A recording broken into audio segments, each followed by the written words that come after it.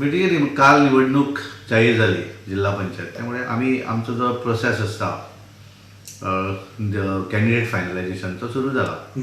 आज आमचे दोन मतदारसंघ म्हणजे परी आणि वाळपय ह्या दोन मतदारसंघात 4 जिल्हा पंचायत येतात. त्यामुळे ह्या 4 जिल्हा पंचायतीचे प्रमुख कार्यकर्त्यांबरोबर आज बैठक झाली आणि त्यांचे कडेन प्रपोज नावां जी आसात त्या मतदारसंघातली तेंचे कडेन विचार विनिमय करून नावां घेतलेलीं आसात.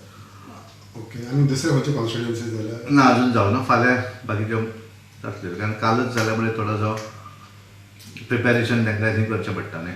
सगळें डिक्लेरेशन काल जालें, रिजर्वेशनूय काल जालें. सो एका कॉन्स्टिट्युएन्सीन कितली नांवां येता सर? सर एक 2-2 नांवां अशीं आसात 4 मतदारसंघात. सो सगळे 50 कॉन्स्टिट्युएन्सीचे व्हेरिफिकेशन जातलें नेक्स्ट फ्यू डेज? हय, एक 2-3 दिसां 27 तारीख पयलीं ते सगळ्या मतदारसंघांतले आमी अशा तरेच्यो बैठको घेतल्यो. Okay.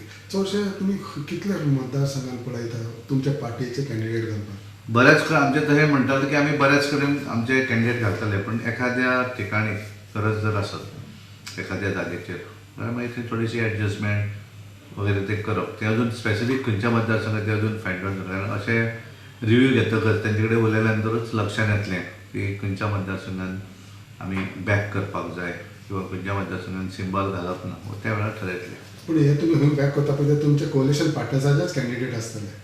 100%.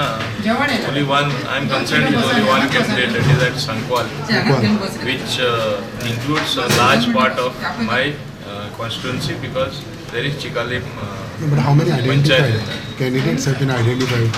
Only one single. They have given one single name.